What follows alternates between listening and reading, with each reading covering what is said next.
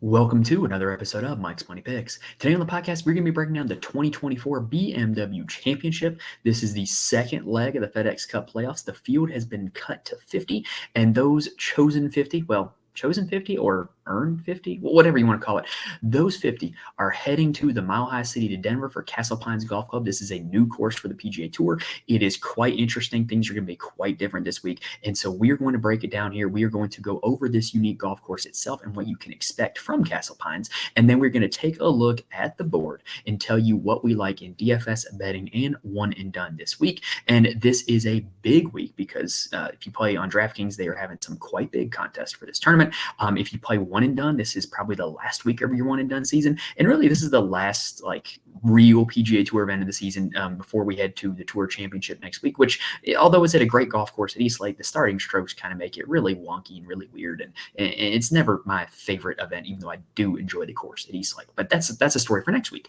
Anyway, we're going to break it all down here for you this week. So no matter what game you're playing at the BMW Championship, we will have you covered, and hopefully we can help you pick out some winners here this week. Now, before I continue, I do want to mention college football season is back, which is one of the focuses here of our podcast. We actually have our Week 0 DFS preview up. So if you plan on playing DraftKings or FanDuel for Week 0, maybe doing some player props betting, anything like that, check out our Week 0 preview for college football. We're going to continue to have weekly previews for college football. So make sure you are subscribed to the channel so that we can be with us throughout the rest of the PGA Tour season, throughout next PGA Tour season, and for the rest of college football season this year and NFL season this year, if that floats your boat as well. But let's go ahead and any introduction there, and let's go ahead and break down Castle Pines. This is going to be a really unique golf. So if you are watching on YouTube, we are showing a lovely video by Golf Digest. Credit to them for putting this together. It is called Every Hole at Castle Pines. It's just kind of like a breakdown of the course. It goes into a lot about the architecture and the history of it.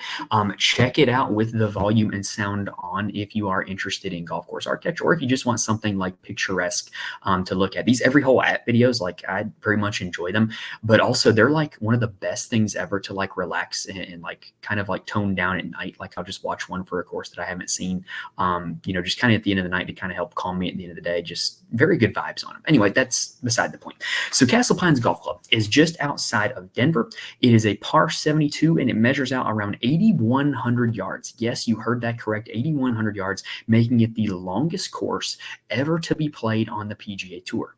Now, if you are thinking that, holy crap, 8,100 yards, how is anybody going to make any kind of birdies there? Well, I'm going to go Lee course on you. Not so fast, my friend. This is played at altitude. This is in Denver. The elevation is over a mile above sea level. So it will not play nearly as long. I am not an altitude expert. I've never been to Denver, but I've done a lot of research on it. I've read a lot of different articles, and pretty much there's a lot of people suggesting that on the low end, this is going to affect distance by 6%. On the high end, it's going to affect it by 12%. If you do the actual calculations on the physics of air density and distance traveled, then I think it's going to be closer to 8 to 9% is what it would check in at, which would make it about 73 to 7,400 yards by that calculation. I do think that longer shots like drives, fairway woods, long irons are going to be very affected by the altitude. I do not think that wedges are going to be very affected by the altitude, just because they're not coming in with as much ball speed. They're not coming in with as much, velocity. So it's just not going to, have that same effect traveling through the thin air at altitude. So also one thing this week is, with this being played literally in the Rocky Mountains, there are a lot of holes with individual elevation change that is going to make the course feel shorter as well. There are more downhill holes than uphill holes. And also this is going to be a tough walk. With a lot of elevation changes, this is not going to be like you're just stroll through, like a British Links course where it's all flat. This is going to be a course that's going to challenge these guys with the walk, and with having different elevations for every shot. You're going to have uphill, downhill, side hill lies waiting for you pretty much anywhere. And in fact, that brings me to my next point. This is a Jack Nicklaus design, and it was supposed to be the Augusta of the Rockies was what they commissioned him to do. So there's some similar features to Augusta National with the sweeping elevation changes, with the, side hill, uphill, downhill lies that you're going to have on your second shot. But there's also a lot of traditional Jack Nicklaus design specs that you see at courses like Muirfield Village and Valhalla. The fairways themselves are pretty wide. The greens themselves are pretty flat. And what Jack Nicklaus loves to do is he loves to test test guys who like to cut corners and try to shortcut golf courses. So a lot of the trouble on holes that have dog legs is on the inside of the dog leg, which really places an emphasis on when you drive the ball, or if you're hitting an approach into the green, you are going to have to hit confident, well-placed shots. If you waver or if you miss in the wrong spot, you're going to get punished here. That's generally what Jack Nicklaus tries to do is punish errant golf shots. Now, with that being said, the altitude will also reduce spin on the ball. So it will cause less curve on shots, particularly on drives, and it should help driving accuracy. And the fairways are pretty wide enough as is. So like I think the driving accuracy this week is going to be largely mitigated by the course itself, because like the fairways are pretty wide and they're going to play wider. So I think almost everybody is going to be playing from the fairway. The only way you're not going to play from the fairway is if you have a big miss off the tee, or if you just make a poor strategic decision, because the bunkering and the water on these holes is going to force you to make strategic decisions off the tee. It might not be driver every single hole. Now, the greens themselves are a bent POA mix. With it being in the Rocky Mountains, that doesn't surprise me that you have that agronomy, as it can get quite chilly here in the off season, and they will play very, very fast. Usually upwards of 13 on the stent meter, which probably means nothing to you listening at home, but it's quite fast. These are going to be some of the fastest greens, up there with the likes of Muirfield Village and Quail Hollow. Now, I do want to mention this. One of the best videos, your best pieces of content that you can consume to kind of see how people play this course. If you're familiar with YouTube golf, there's a channel called Good. They're one of the most famous YouTube golf channels out there. I generally don't enjoy probably about half of their content, but when they play regular stroke play rounds at great golf courses, it's quite entertaining and it's good content. I've watched a lot of those, right? Like I've watched these guys play Pebble Beach. I've watched them play, other courses like that. But they made a video recently where they went and played this course with Wyndham Clark. And really you can see in that video what's going to happen to people who play this course. Because, the good guys, they're not PGA Tour level golfers, but they hit the ball quite a ways. They're going to have the same strategies and same thoughts that PGA Tour guys do. And so what you saw a lot of in that video is a lot of misjudged distances where guys would hit just to have the wrong club and be 20 yards short of the green or 20 yards long of the green just because they couldn't calculate the altitude. And that's going to happen to some guys on the PGA Tour this week. There's going to be some shots that guys just look at and are like, what the heck just happened? That was a good shot. Why did that go 20 yards long? And it's just going to happen this week. And I think a mental part of the game, being able to handle that this week, is going to be important as well. But that's something that's incredibly hard to quantify. And also, these holes are long on the scorecard, but there was a lot of guys that had short irons and wedges into greens on long par fours. There was also a lot of long irons into greens. This is not going to be a middle iron test of a golf course. This is going to be your wedges and your short irons and your long irons into greens, not very much so with the middle irons like we saw last week at TPC Southwind. And also, with all the elevation changes on the course and the thin air, these guys who are young and in shape were tired playing this round of golf, making the walk and going between holes, and walking up to the tee boxes. They were getting out of breath, getting tired. And so this is going to put a little bit of a strain on the fitness of these PGA Tour level guys here this week. So, and also the last thing is the speed of the greens absolutely stands out in that video. So if you want to see people play this course, including Wyndham Clark, who was here this week, he played it quite well in the video.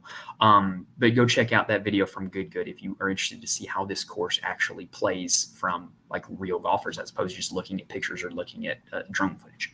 So anyway, all that being said, I think this is a week where it's really hard to isolate individual skill sets. I want elite drivers of the golf ball, but I'd also want guys who can hit their long irons pretty well, hit their short irons pretty well, and can make putts on fast bent POA greens. And so I think this is a week more so to look at comp courses and as opposed to recent form. Last week at TPC Southwind, which was a profitable week for me in DFS because of one lineup. I had one lineup that had Sam Burns and Scotty Scheffler in it, as well as Taylor Pendrith and Eric Cole.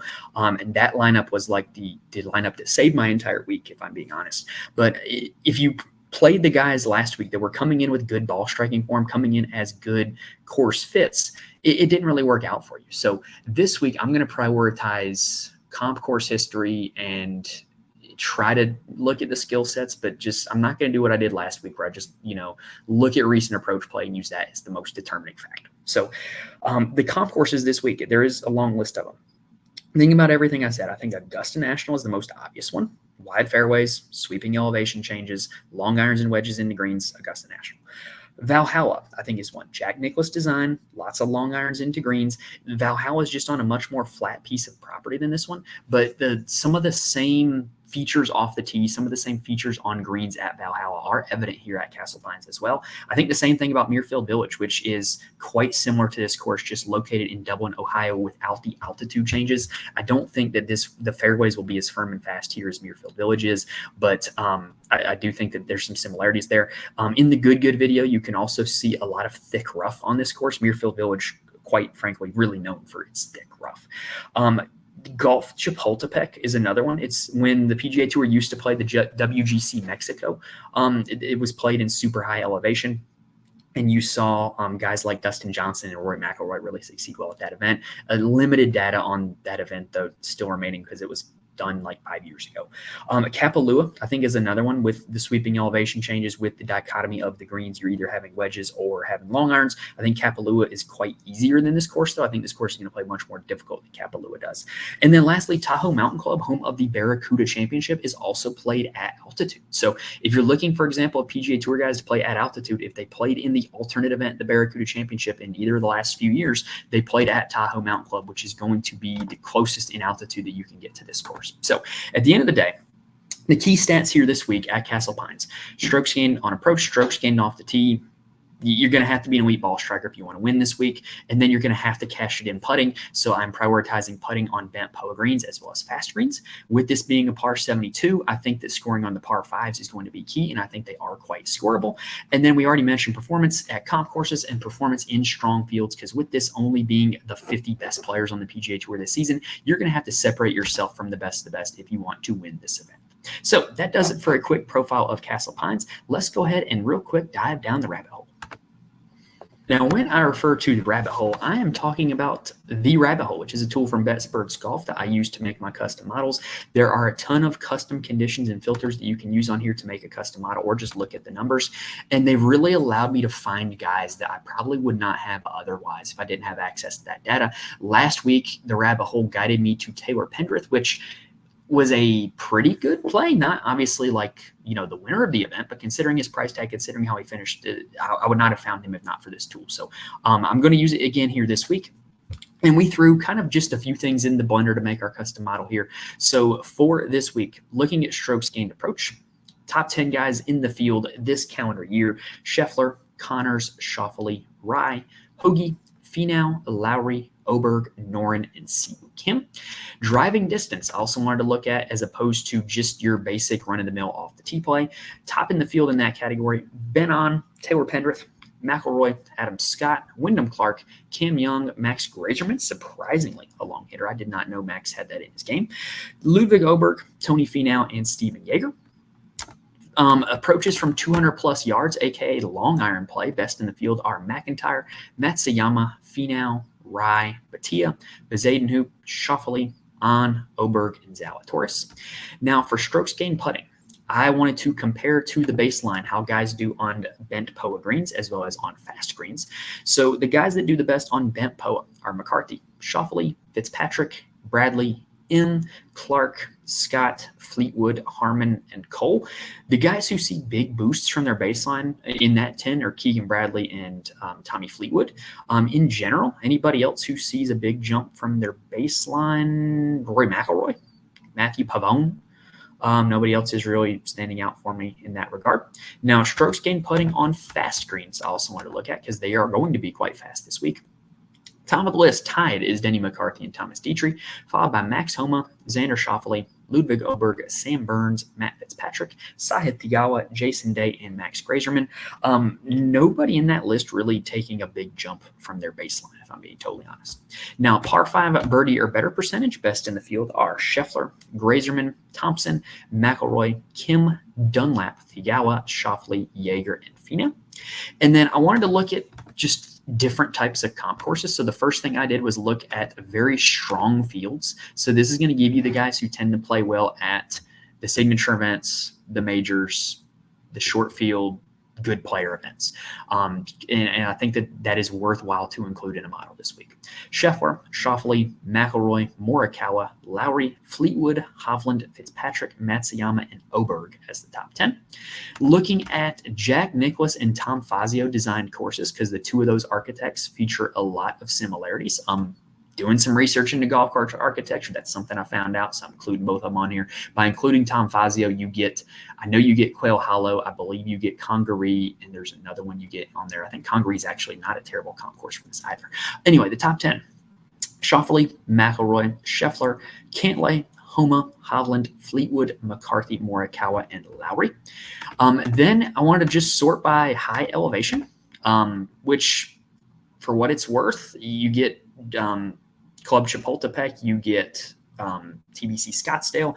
I do not have any data from Tahoe Mountain Club on the rabbit hole. They do not include the alternate event, but I don't know if there's any other courses they're going to be included in that. But anyway, the best golfers in high altitude in their careers are Thomas, Cantlay, McIlroy, Schauffele, Matsuyama, Finau, Scheffler, Hadwin, and Thiawa. And then when you look at my list of comp courses, who comes out on top? Scheffler, Morikawa, Schauffele, McIlroy, Cantlay, Thomas, Day, Zalatoris, McIntyre, Matsuyama with Finau, Fitzpatrick, Thiawa, and Hovland right outside the top 10. Throw all that into a model, and what you get is a surprise. Well, not really. Number one of Xander Schauffele. I got Rory McIlroy at number 2, which surprised me. And Scotty Scheffler is down at number 3.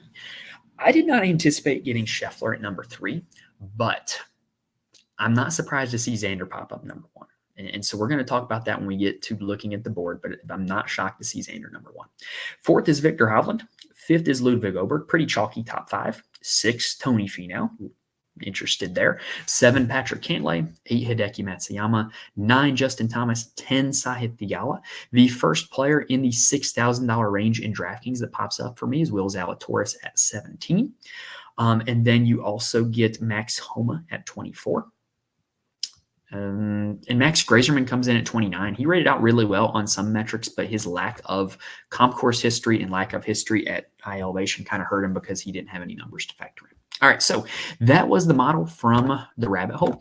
If you are interested, that is just my first run through the model. I do multiple run throughs every single week. And so what I do every single Wednesday for every PGA Tour tournament is I post the final top 10 of my model, as well as my DFS core plays for both DraftKings and FanDuel. And I publish them in an article on my Patreon, patreon.com/MikesMoneyPicks, with a full write-up on what I think about the course, how I came to my conclusions, and how I got the guys that I got. So if you're interested in that, go ahead and sign up on the Patreon. You will also get access to all of our NFL best ball tools, our college football best ball rankings, our NFL season-long rankings, and then our weekly college football DFS cores as well for just $3 a month right now. So if you want access to any of that, head on over to the Patreon, patreon.com/MikesMoneyPicks. Now is a great time to subscribe to that. All right, let's go ahead and take a quick breather, and then let's take a look at the board itself. So let's go ahead and get this out of the way. Just in terms of picking an outright winner this week, this is a week where I'm probably going to avoid the outright market. There's a few guys that I am considering. I will make sure to mention those guys. But the reason why is because when you look at the BMW Championship, even this is a smaller field than it has been in the past. Usually it's been the top 70 players that make it to the BMW Championship. The PGA Tour cut that down 2 years ago. But the BMW Championship is typically won by the big boys. It's typically won by not necessarily a favorite, but a guy who is 25-1 or less on betting boards, which makes it a difficult tournament to be profitable betting long-term because you're not getting the big winners long-term. So I just don't think that this is the week to attack that market really and just bet a lot of different guys. I think it's quite likely that Scheffler or Schauffele win this tournament. They've been the 2 best players in the PGA Tour all season. They both suit this course pretty darn well, in my opinion. And so I just, with the likelihood that one of those 2 wins it, with me not wanting to bet guys at their odds, I think it's a market that I'm going to avoid this week. But like I said, I am considering 2 guys, and I'm going to tell you who those 2 guys are. So let's go ahead and take a look at the board. Let's talk DFS real quick.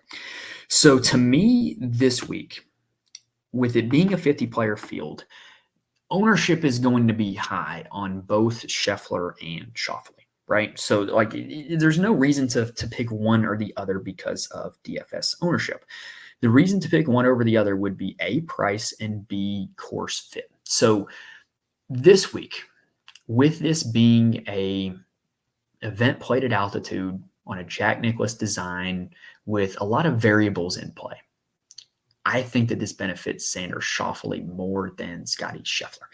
I think this is a course that is going to place a higher emphasis on off the tee play and distance off the tee as opposed to accuracy.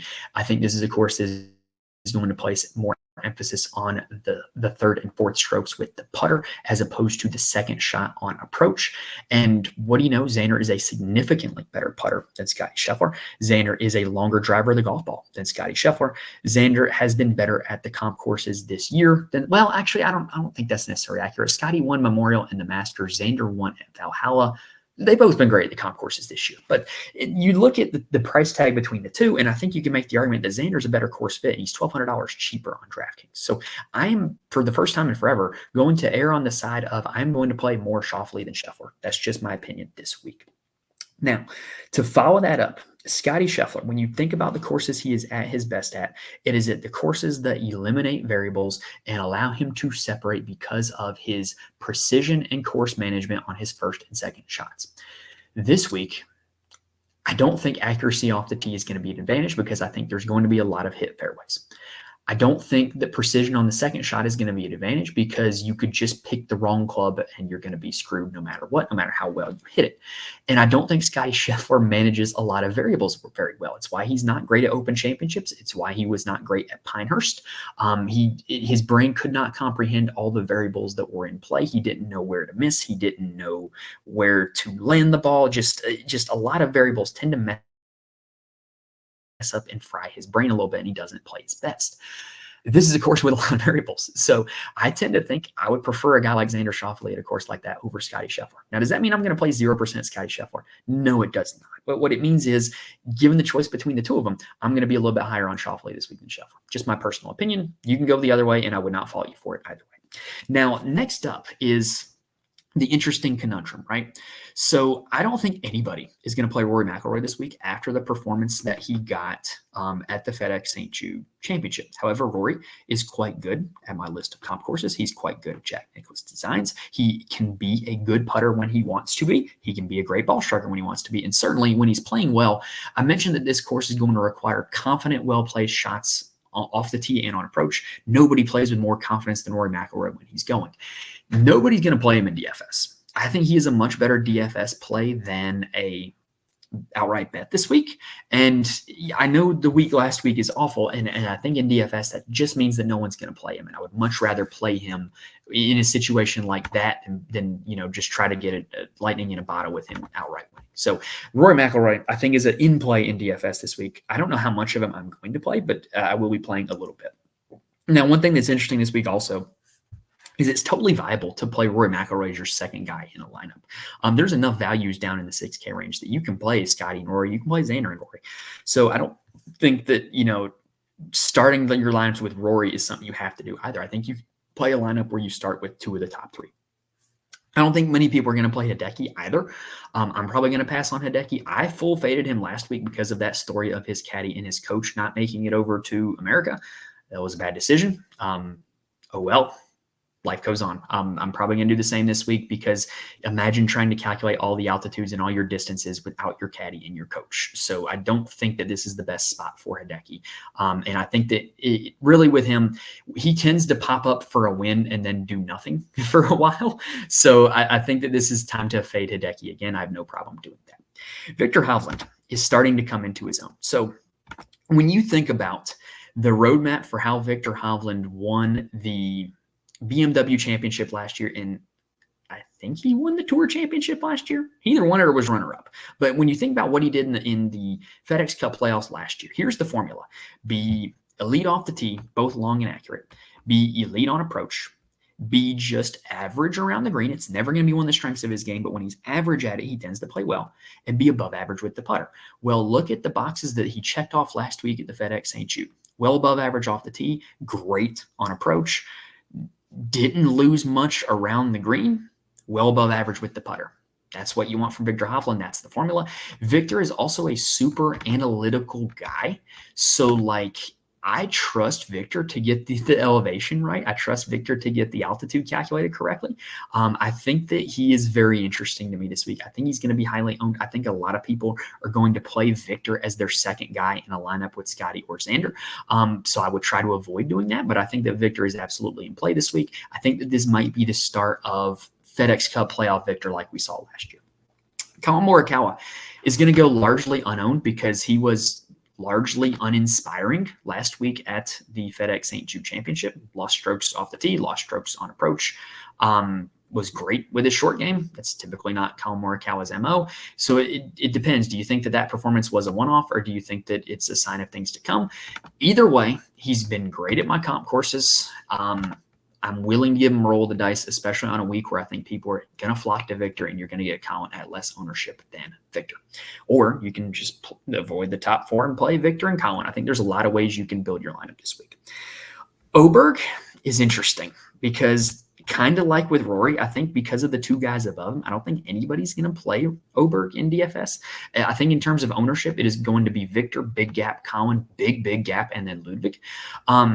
Just mediocre last week at the FedEx St. Jude. Okay at the Olympics, missed the cut at the Open. Hasn't really done much lately, but I like Ludwig at driver putter courses. And what have we talked about over the course of this video? Confident drives. You need distance. You need to roll in putts. I think this is a pretty good spot for Ludwig, just thinking about what his skill set brings to the table. So out of everybody in the top group, the only one I'm going to full fade is Hideki. I'm probably going to have to make some decisions on the rest of them, but I think you can absolutely build lineups where you use any combinations of those of two guys above 10K, and I think that you can build your lineups from there. Now, in the 9K range, Tony Finau is one of my favorite plays this week.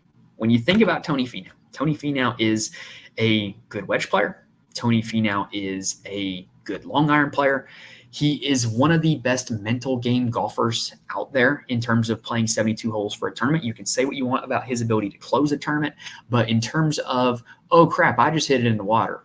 Oh, well, I'm going to step up and hit another good shot. Tony Finau has the mental game to do stuff like that. So I absolutely trust his mental game at a course like this where there's going to be miscalculations for distance. And oh, by the way, he's from Utah. He's used to playing in altitude.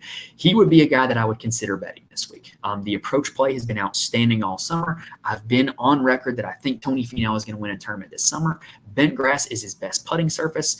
This is a course that's going to emphasize long irons and wedges, which are his better approach clubs. I think this is a great spot for Finau. He's a guy that I would consider betting this week. Now, next up, I think Sam Burns is such an interesting case study because Sam Burns is a guy that is absolutely at his best at a certain area of the country, and that is the Southeast United States. This is not the Southeast United States, but when Sam Burns is at his best, his profile is elite with the putter, elite with the driver, just above average on approach. Last week, he was really, really good with the putter. He was pretty good on approach, and he was below average with the driver. So if he gets the driver figured out, it's like vintage Sam Burns. But he's also heading to a part of the country that he's not great at. He hasn't been great at my comp courses. So I just don't know what to make about Sam Burns. He's just a big question mark for me this week. Billy Horschel has been playing some outstanding golf. And if he came into this tournament priced $8,500, I think he would be quite popular. But I just don't think I can get behind him at the price tag, even though the statistical profile is outstanding. It's outstanding. And he's a guy that I think the further you go down this board, I want guys who are world traveled, have played in different countries, different courses, played well in different parts of the United States, played well in different parts of the world. Billy Horschel's done that. He's played well in Open Championships. He's played well. He's won at Wentworth in England. He's won in the Dominican Republic. He's won one of my comp courses, Muirfield Village. So I think Billy Horschel checks a lot of my boxes. But, man, the question is the last few weeks fool's gold, or is it something to bank on? I think Wyndham Clark is going to be supremely popular this week in DFS because he is from Denver. We've seen him play the course with good. He's the only guy that we know is for certain played this course.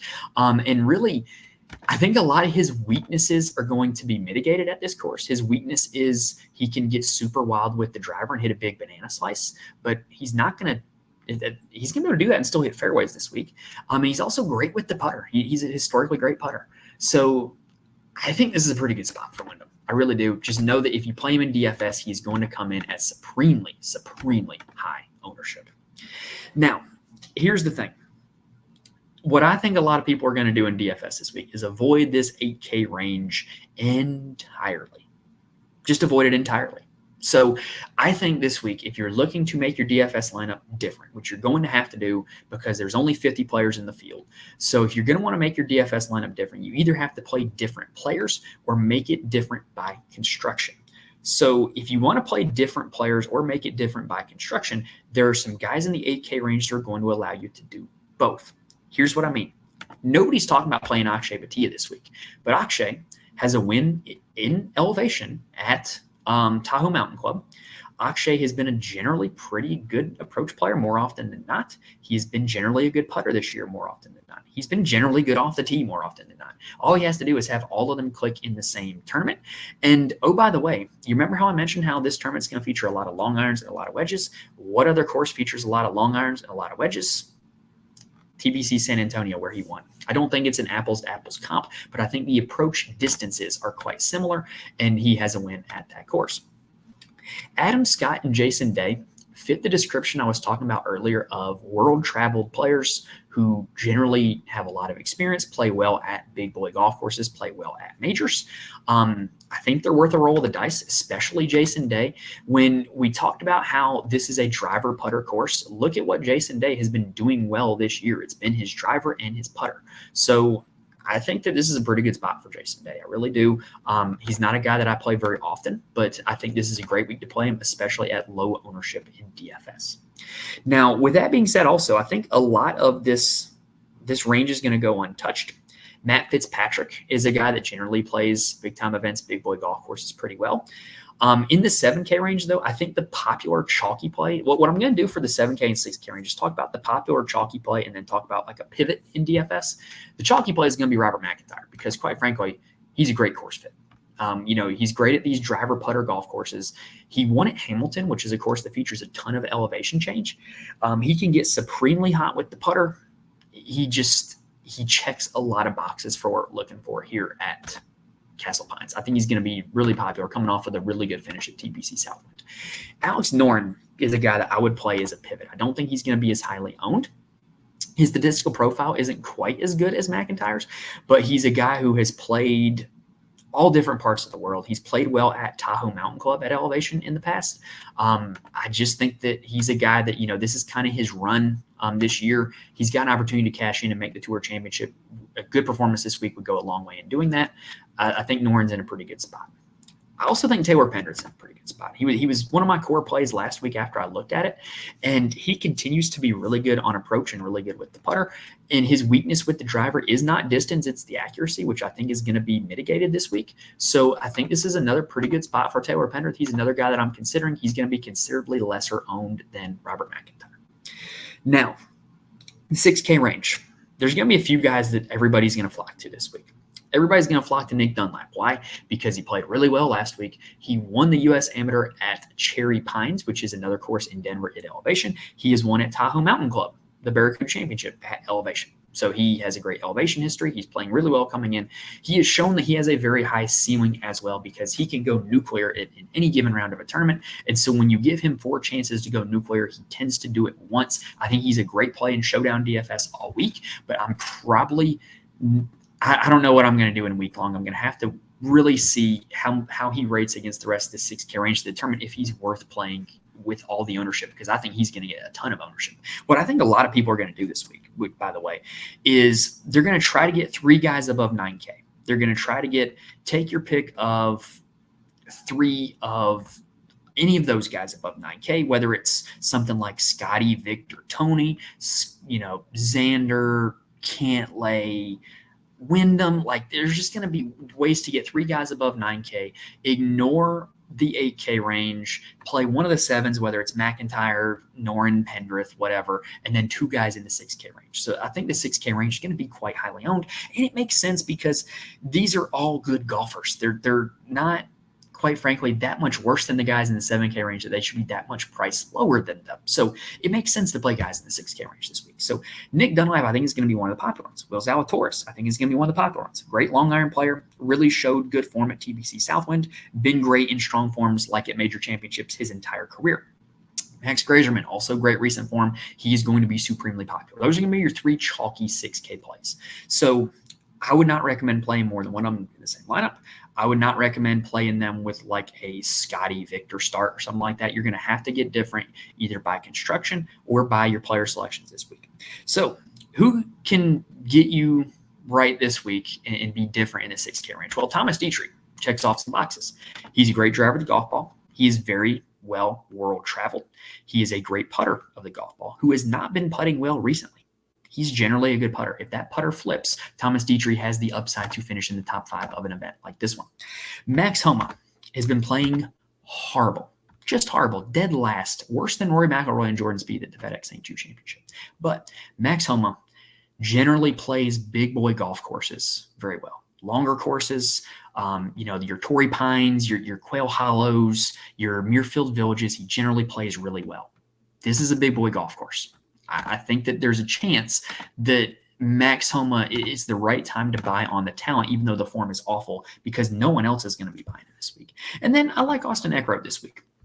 He's a guy that just continues to play just good, sound golf, continues to roll out good finishes. He really doesn't have a weakness in his game, which we like, especially going to a course like this. I'm willing to give him a shot here again this week. And then lastly, Chris Kirk is going largely untalked about this week when he has a win at Kapalua, which is one of my comp courses. Last week, he was also your first round leader before he floundered over the weekend. So we know that the upside is there. We know that the game is clicking. He just has to string it together for 4 rounds. And at $6,100, I think it's absolutely worth it to do that. So, we've been talking about, making your lineup different. So like really this week, you can start off Scotty Xander if you want and play 4 guys in the 6K range. It doesn't even matter if it's the chalky ones. No one's going to do that. That would be a way to get different. You could also go like Xander, let's say Xander, Finau, Akshay, Day, and then 2 guys in the 6K range and be totally different as well. I think that just playing one guy that's different or playing him in a way that's unconventional is going to be the way you can make your lineup different this week. And if you're playing in GPPs and DFS, you are going to have to get different if you want to win. It's a field of 50 players, so you're going to have to really dig deep and find ways that you can beat the rest of the field. All right, so that's enough about DFS and betting. Let's go ahead and take a quick breather, and then let's talk about one and done this week. So this is a big week in one and done because it's likely your championship week. If your one and done plays the Tour Championship, sorry, not sorry, but you're doing it wrong. I mean, maybe if you're doing like strokes, it's okay. Put it this way, if your one and done plays the Tour Championship, put it in the comments how you do it, and I'm curious to see how you do it. Like, I don't think there's really good ways to do the Tour Championship, but when you look at the fact that the money that it gives out is disproportionate, the starting strokes is disproportionate, it's kind of a mess, right? So anyway, this week, ideally, you have been saving somebody for this event, and this is your week to use them.